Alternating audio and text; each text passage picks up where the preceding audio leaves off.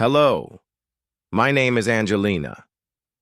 I want to tell you about my journey, how I took my very first step to start learning English. I wasn't born speaking it, but I always dreamed of sounding natural and confident. When I think back to the very beginning of my English journey, the biggest wall I had to climb wasn't grammar, vocabulary, or pronunciation. It was fear. Not just the kind of fear you feel when you watch a scary movie, but the kind that sits in your stomach, squeezes your chest, and whispers in your ear, "Don't do it. You'll embarrass yourself."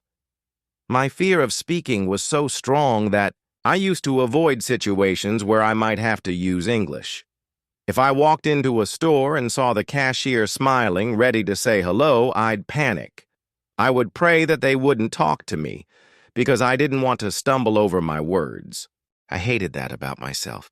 I didn't want to be invisible, but I was so afraid of looking foolish that I chose silence over trying. The thing about fear is that it doesn't just keep you from speaking, it keeps you from living. I remember one afternoon in a small coffee shop near my apartment. It was one of those cozy places with the smell of fresh espresso in the air, indie music playing softly, and people typing on their laptops. I was standing in line, and when it was finally my turn, the barista looked up with a friendly smile and asked, "Hi there. What can I get started for you?" My heart started pounding. It wasn't like I didn't know what I wanted. I had been staring at the menu for 10 minutes. But the thought of saying my order out loud in English made my hands sweat. I opened my mouth, and the words felt stuck in my throat. I finally blurted something out, and she looked at me for a second, like she was trying to understand. That moment hit me hard. I walked out of the shop feeling small, almost invisible. I kept replaying that scene in my head, and I realized something. I was letting fear control my life. If I couldn't order a cup of coffee without feeling this way, how was I ever going to have a real conversation? How was I going to make friends, get a job, or even just feel comfortable living here? That night, I sat on my bed thinking about all the times I stayed quiet, all the chances I missed to connect with people. And then something shifted inside me. I didn't want my life to stay like that. I wanted to be able to walk into any place, look someone in the eyes, and speak without freezing up. I knew it wouldn't happen overnight, but I had to start somewhere. The next day, I made a deal with myself. No matter how scared I felt, I would say something in English every single day. It didn't matter if it was one word or one sentence. It just had to happen. At first, I started small. I said hi to my neighbor when I passed him in the hallway. I asked the cashier at the grocery store, "How's your day?" Sometimes my voice shook, and sometimes I forgot words. But the important thing was, I spoke. What surprised me the most was how people reacted. They weren't laughing at me or rolling their eyes like I feared. Most of them smiled, slowed down, and even encouraged me. A woman at the park once told me, "Your English is good, you're doing great." I held on to those words for days. It wasn't always easy. Some days I wanted to hide again. I'd make a mistake and feel that old embarrassment creeping back in. But I reminded myself that mistakes are part of learning. I thought about little kids learning to talk. They fall over their words all the time, but nobody tells them to stop speaking. Why should I treat myself any differently?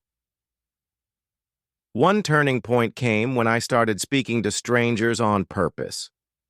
I remember walking into a bookstore and deciding that no matter what, I was going to ask the clerk where I could find a certain book. My heart was pounding like I was about to give a speech in front of 100 people. I approached the counter, smiled nervously, and said, "Hi, do you have..." Um, the Great Gatsby? He didn't even blink. He just smiled and said, "Yeah, right over there in the classics section." It was so simple, but to me it felt like climbing a mountain and reaching the top. The more I spoke, the more I realized that fear doesn't vanish. It shrinks. It becomes something you can live with, something you can push past. Each small conversation was like a tiny victory, and those victories started building my confidence brick by brick. I also learned that speaking isn't just about the words, it's about connection. When I asked someone how they were and they smiled back, I felt human. When I shared a laugh over a silly mistake, I felt part of the world around me. Speaking opened doors I didn't even know existed. But here's the thing. I still didn't have a solid learning plan. I was speaking a little here and there, but I didn't know how to make it a real habit. I could feel that if I didn't take the next step, I might lose my momentum, and that's exactly when I realized I needed something else. Not just courage, but a way to grow every single day, even if it was just a little. That's when I discovered the power of small daily goals, and everything began to change. After I faced my fear of speaking, I knew I couldn't stop there. Courage had gotten me started, but courage alone wasn't going to take me far. I needed consistency. I needed a plan that would help me get better every single day without overwhelming me. That's when I discovered the power of small daily goals. At first, I thought learning English meant sitting down with heavy textbooks for hours, memorizing long lists of vocabulary and drilling grammar rules until my brain hurt. That image alone made me want to quit before I even began. But the truth was, I didn't have the time, the energy, or honestly, the patience to study like that. I was working, trying to manage my life, and the thought of adding hours of study every day was unrealistic. One evening, I was watching a motivational video online, and the speaker said something that stuck with me. You don't have to do it all at once. You just have to do a little bit every day. That sentence lit a spark in me. What if I could make English a part of my daily life in small ways? What if I could learn without feeling like I was sitting in a boring classroom? The next morning, I made my first small goal: spend 10 minutes reading something in English. Just 10 minutes. No pressure to understand every word, no test at the end. Just read. I picked an online article about travel because it was a topic I enjoyed. At first, I stumbled on many words I didn't know, but instead of stopping to look up every single one, I kept reading and guessed the meaning from the context. To my surprise, I understood enough to feel good about myself. That small win made me want to keep going. The next day, I set another tiny goal: learn 3 new words and use them in conversation. That night, I was talking to my neighbor and I slipped in one of my new words: delicious. I told her, "Your cookies smell delicious." She smiled and laughed. "Thanks." It was such a simple moment, but it felt like proof that my little goals were working. Before I knew it, small goals became part of my routine. I would listen to a 5-minute podcast while making breakfast. I would watch a short YouTube video and repeat a few sentences out loud. I would write down one sentence about my day in English before going to bed. Some days, my goal was as simple as ordering coffee in English and asking the barista how her morning was going. The beauty of these small goals was that they didn't scare me. I didn't feel like I was taking on too much. And because they were so easy to do, I didn't skip them. Even on busy days, I could still find a few minutes to practice. And slowly, almost without noticing, those minutes added up. I also started keeping track of my progress in a little notebook. Every day, I would write down what I did, read for 10 minutes, learn 3 words, listen to a podcast, talk to a friend. Looking back through the pages after a few weeks, I could see how much I had done. It made me realize that progress doesn't always happen in big jumps. It often happens in tiny steps that you barely notice in the moment. Of course, there were days when I didn't feel like doing anything.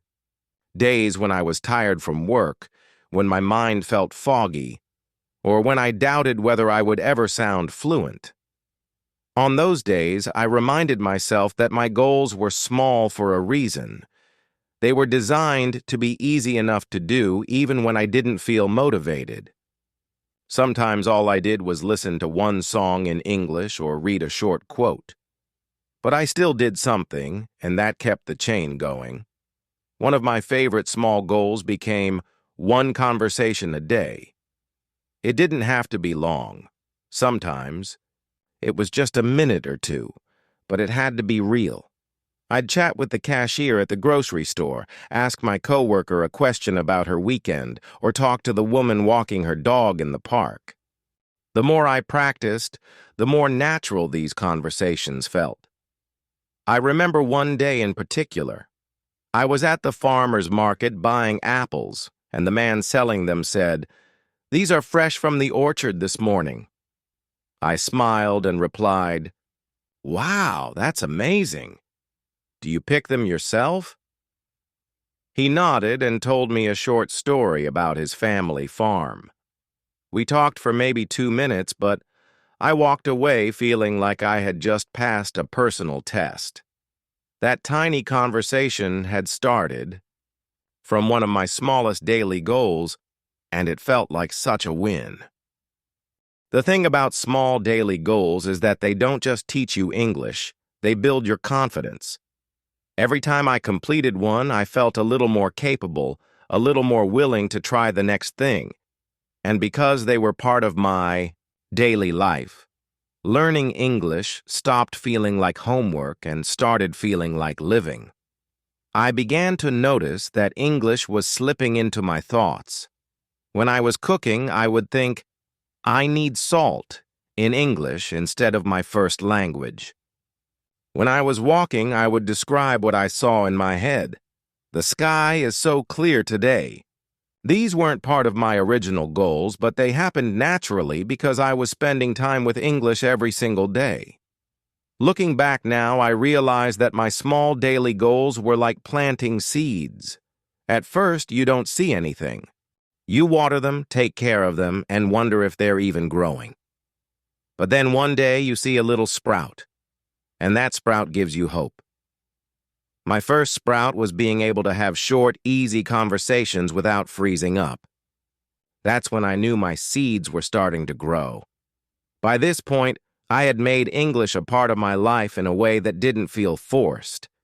But I knew I couldn't just practice alone forever. I needed real human interaction, more than just quick chats at the store or small talk in the hallway. I wanted deeper, longer conversations with real people who could help me learn even faster. And that's when I decided to take my small daily goals into the real world and start practicing with people face to face. Because learning in isolation could only take me so far. After weeks of practicing my small daily goals, I started to notice something interesting. The moments when I learned the most weren't always the moments when I was speaking. In fact, sometimes I learned more by keeping my mouth closed and my ears open. That's when I realized something powerful. If I really wanted to get better, I needed to become a great listener before I could become a great speaker. It wasn't an easy lesson for me. At the beginning of my English journey, I thought speaking was everything. I believed the only way to improve was to keep talking as much as possible. But here's the truth. When I was so focused on speaking, I often missed the way native speakers formed their sentences, how they used tone and rhythm, and the little words they slipped into conversations without even thinking. By rushing to respond, I wasn't giving myself a chance to absorb those details. One day, this became crystal clear to me. I was sitting in a cafe, sipping my coffee and trying to read a book, when I overheard two women chatting at the table next to me. They were talking about a TV show, and their conversation was filled with expressions I had never heard before. Things like, "I'm hooked," and "it cracked me up." At first, I didn't understand exactly what they meant, but by listening closely to the way they spoke, the meaning slowly became clear. "I'm hooked" meant they were addicted to the show, and "it cracked me up" meant it made them laugh a lot. That moment made me realize something important. English isn't just about knowing the dictionary definition of words. It's about understanding how real people use those words in everyday life. And the best way to learn that is to listen. Really listen. From that day on, I started treating listening like a daily workout for my brain. I would put on English podcasts while cooking dinner, watch American TV shows without subtitles, and listen to conversations around me whenever I was in public. At first, it felt overwhelming. Native speakers talked so fast, and their words blended together. I would catch one or two words, then lose the rest. But instead of feeling frustrated, I told myself, this is training. Every time I listen, my brain gets stronger. I started focusing on small wins. If I could understand the general topic of a conversation, that was a win. If I caught a new phrase, that was a win. If I noticed the way someone's voice went up at the end of a question, that was a win. These little listening victories gave me confidence, even when I couldn't understand every detail. I also learned to listen for more than just words. I paid attention to tone, pauses, and body language. I noticed how people's expressions changed when they were excited, annoyed, or joking. These clues helped me understand the meaning behind the words, even when the vocabulary was new to me. For example, I once heard someone say, "Oh, great," but their voice was flat and their face looked annoyed. From the tone alone, I could tell they didn't actually think it was great. They were being sarcastic. One of my favorite listening practices was eavesdropping, politely, of course. If I was sitting in the park or waiting for the bus, I would tune into the conversations happening around me. I wasn't being nosy. I was studying. I was picking up slang, idioms, and natural speech patterns. The more I listened, the more familiar these patterns became. I began to anticipate how people might finish their sentences, and sometimes I was right. That felt like a superpower. Another turning point came when I started shadowing. I would listen to short audio clips, maybe a line from a movie or a few seconds of a podcast, and then repeat them out loud, trying to copy the exact pronunciation, tone, and rhythm. It was hard at first. My voice didn't sound exactly like theirs, and I would sometimes get tongue-tied. But the more I did it, the better I got at matching the way native speakers talked. It wasn't just about learning what to say, but how to say it. The more I focused on listening, the more my speaking improved without me even realizing it. I found myself using expressions I had heard in conversations. I started pronouncing words more naturally because I had heard them so many times in context. I even began to pause and breathe in the same places native speakers did, which made me sound more fluent. But listening wasn't just helping me speak better, it was helping me connect with people. When you truly listen to someone, they can feel it. They know you're paying attention, and that makes them more open to talking with you. I noticed that when I listened carefully, people were more patient with me. They didn't rush me or judge me when I spoke. Instead, they seemed to enjoy the conversation because they felt heard. Of course, there were still challenges. Some people spoke too quickly, and I would get lost halfway through. Other times, I would understand the words, but not the meaning. because of cultural references I didn't know. But instead of getting discouraged, I started asking questions. If someone said something I didn't understand, I'd politely say, "What does that mean?" Or, "Can you explain that?" Most people were happy to explain, and I learned so much just by being curious. One of the most rewarding listening moments happened at a local community event. There was a live band playing, food trucks lined up, and people chatting everywhere. I sat at a picnic table enjoying some tacos, and a group of teenagers nearby were talking about their favorite sports teams. I listened quietly, and for the first time, I understood almost everything they were saying. I even laughed at one of their jokes because I actually got it. That was the moment I realized my listening skills had taken a huge leap forward. By now, listening had become more than just a learning strategy. It was a habit. My ears were always tuned in, picking up words, phrases, and rhythms without me having to think about it.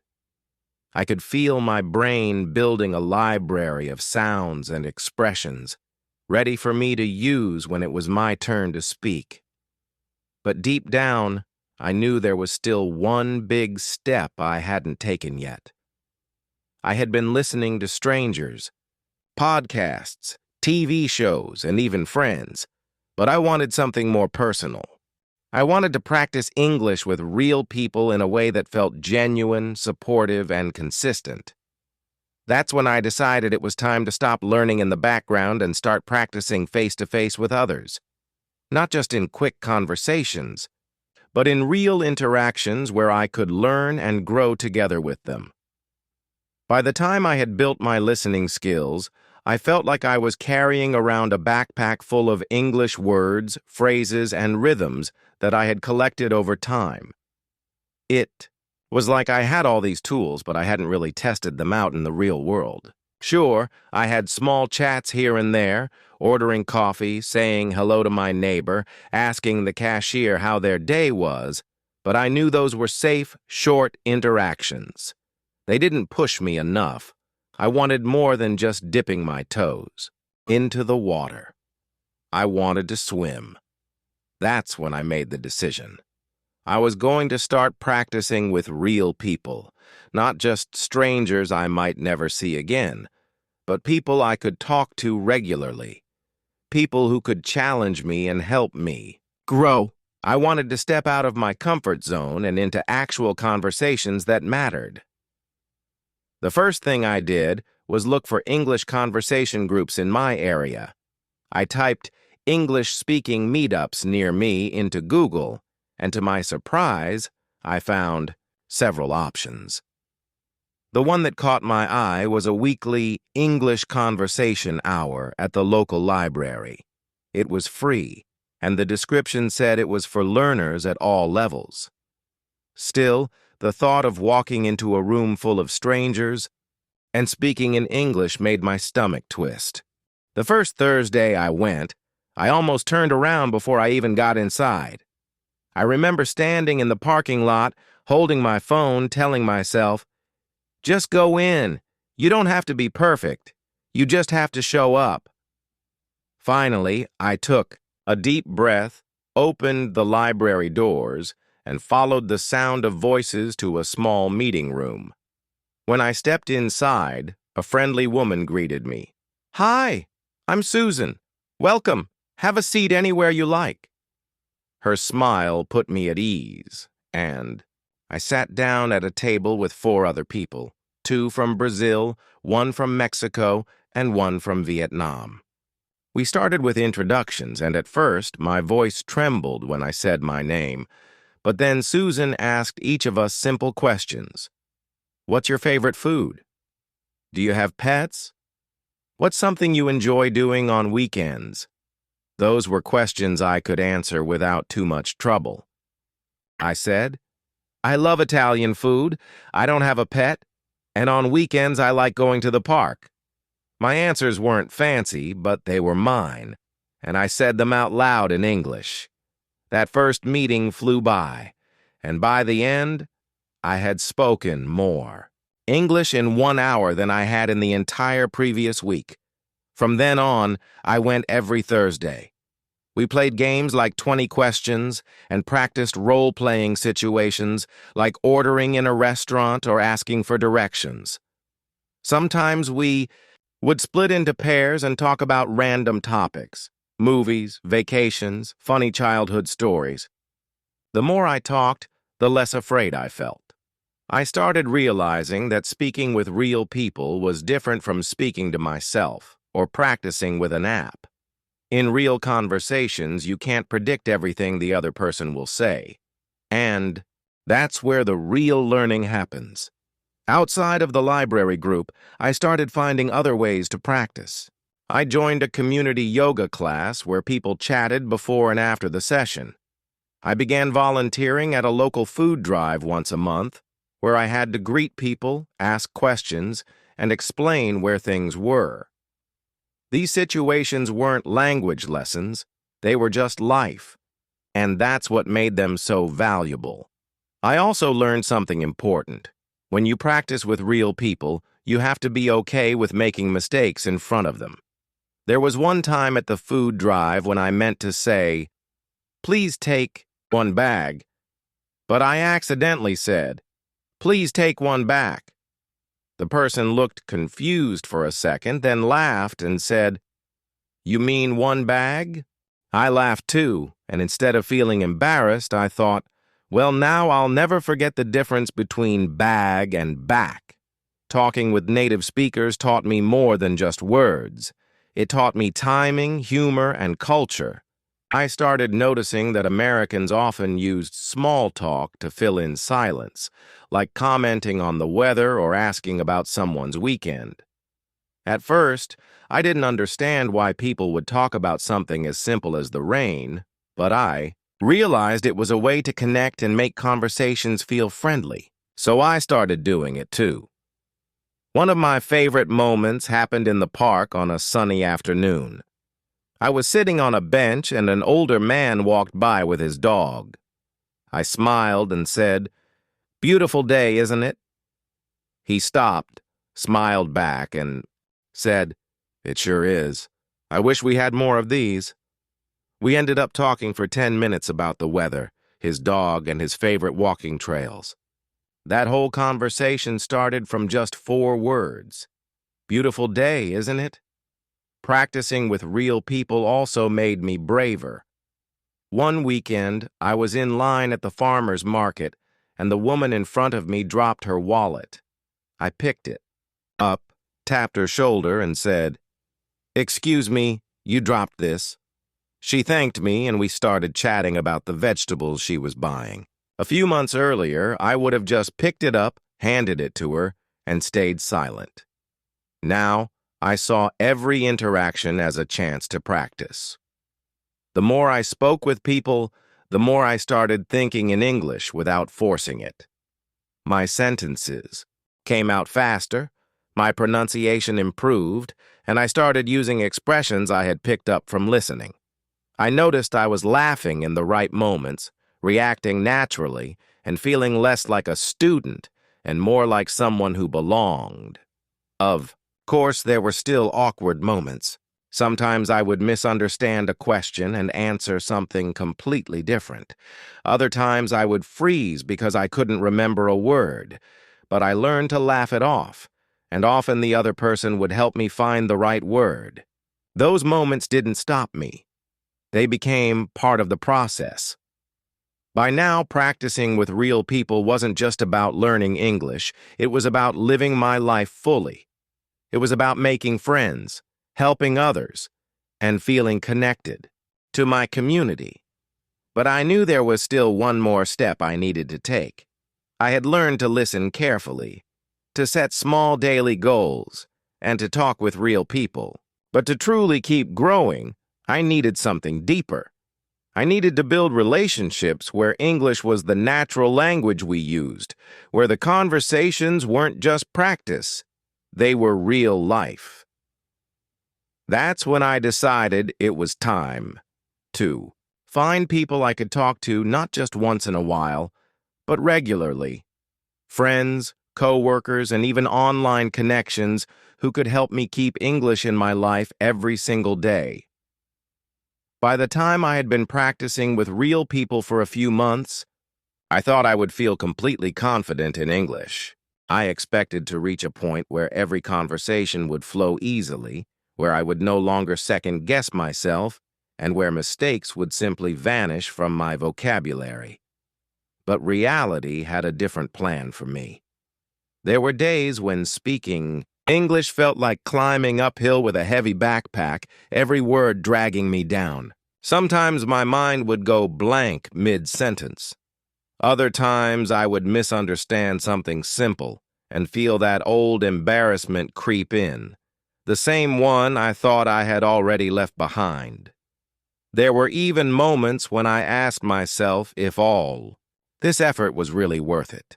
Why was I putting myself through this discomfort? But deep down, I knew the answer. Because I wanted to live without fear of speaking English. I wanted to feel free in every conversation. That dream was worth fighting for. One afternoon, I had a video call with an American friend I met online. We had been chatting for a few weeks, and I thought I was improving. But that day, for some reason, everything seemed harder. She spoke a little faster than usual, and I struggled to follow her. I kept asking her to repeat herself, and I could feel the frustration building inside me. My hands were getting sweaty, my shoulders tense. I could almost hear that inner critic whispering, "See, you're not good enough. You're just pretending." By the time the call ended, I felt drained. For a moment, I wanted to cancel all my future practice sessions, crawl back into my comfort zone, and just speak my native language forever. It's strange how a single bad experience can make you forget all the progress you've made. But I didn't give in. I remembered something I had once heard. Consistency beats perfection. I told myself that bad days didn't mean failure. They were just part of the process. If I stopped now, I would only make it harder to start again later. So instead of quitting, I decided to slow down and take the next day step by step. I went back to my small daily goals, the same method that had helped me earlier. I listened to short podcasts, repeated sentences out loud, and practiced little conversations in my head while cooking dinner. I didn't push myself to be perfect. I just kept moving, no matter how small the steps were. Still, there were days when it felt like nothing was improving. Sometimes I would spend 10 minutes trying to remember a word I had learned the week before, only to give up in frustration. Other times, people would respond to me in a way that showed they didn't quite understand what I meant. Each time that happened, I had to fight the temptation to hide. I reminded myself that fluency isn't built on the good days alone. It's built on how we handle the hard ones. If I could speak even when I felt embarrassed, if I could keep going even when I felt tired, then I was proving to myself that I was stronger than my fear. One particular turning point came when I was in a small coffee shop near my apartment. It was a chilly morning, and I had promised myself that I would try ordering in English without hesitating. But when it was my turn at the counter, the words stuck in my throat. The barista looked at me, waiting. And for a second, I thought about just pointing to the menu. But instead, I took a deep breath and forced myself to speak. My words weren't perfect. My voice even shook a little, but I did it. I ordered my coffee in English, smiled, and the barista understood me without asking me to repeat anything. That tiny victory felt like a spark of hope on a cold day. It reminded me that progress doesn't always come in big, dramatic leaps. Sometimes it's hidden in those quiet, everyday moments when you choose to speak up instead of staying silent. The more I practiced pushing through the hard moments, the stronger I became. It wasn't just about learning vocabulary or grammar anymore. It was about training my mind to stay calm under pressure. I started noticing something important. The more I faced difficult situations, the less power they had over me. When someone spoke too fast, I didn't panic. I just asked them to repeat or slow down. When I forgot a word, I found another way to explain it. These little strategies gave me a sense of control, and that control made me braver. There were still setbacks, of course. I remember one day during a group conversation when everyone laughed at a joke I didn't understand. I felt left out, but instead of pretending to laugh along, I asked someone to explain it. They did, and I realized that people usually don't mind helping. They actually appreciate the effort I was making. That day taught me something valuable. Being honest about not understanding is better than staying silent and feeling lost. Over time, I realized that keeping going wasn't just about discipline, it was about trust. I had to trust myself that if I stayed consistent, I would improve, even if I couldn't see the results immediately. I had to trust that every awkward moment was making me stronger. I had to trust that the fear I once felt would eventually shrink as my confidence grew, and little by little, it did. My conversation started flowing more naturally. I didn't freeze as often. I laughed more, I shared more, and I stopped obsessing over every small mistake. I began to see myself not as someone trying to speak English, but as someone who already could. By the time I reached this point, I knew the hardest part wasn't the language itself. It was the mental battle. And I had won that battle by refusing to quit. This mindset became the foundation for everything that came next in my journey. Because now that I had learned to keep going, even on the toughest days, I knew I could face whatever came next, whether it was speaking to strangers, joining bigger conversations, or stepping into completely new situations. Looking back now, I can hardly believe how far I've come. When I first started learning English, I felt like I was standing at the bottom of a huge mountain, looking up and wondering if I would ever reach the top.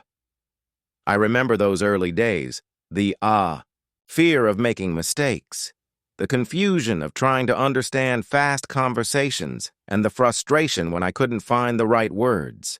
There were times I doubted myself.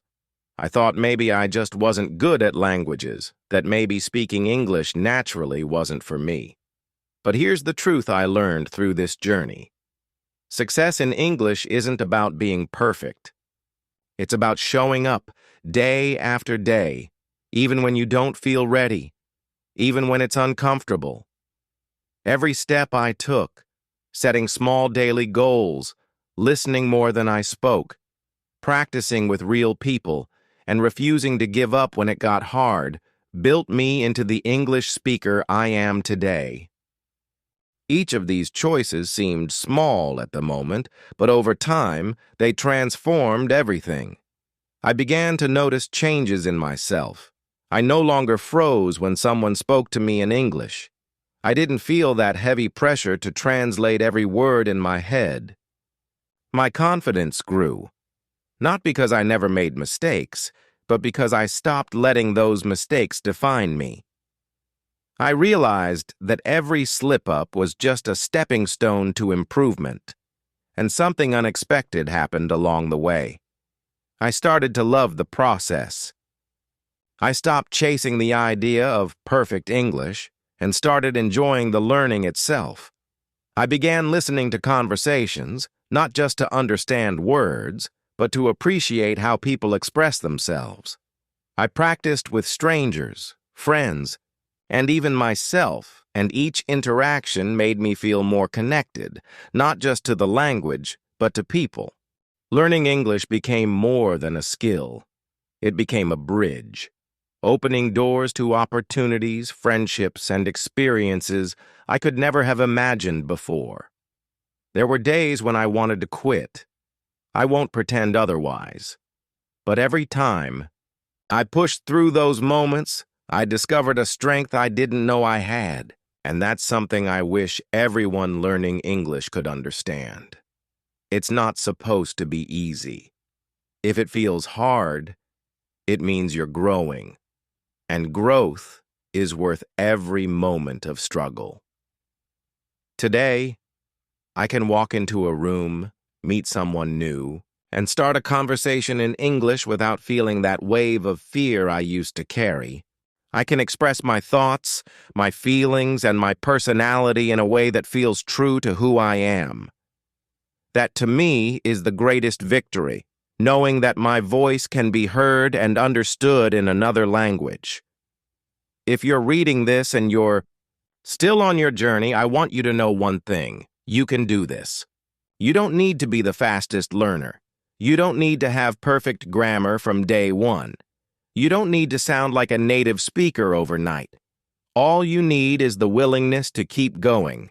Set your small goals. Listen more than you speak. Practice with real people. And above all, don't give up when it gets hard, because that's when the real change happens. One day, you'll look back just like I am now, and you'll realize that every word you learned, every awkward conversation you had, every moment of doubt you overcame, it all mattered. It all brought you to the place where you can finally say, with confidence and pride, I speak English, and that feeling is worth everything.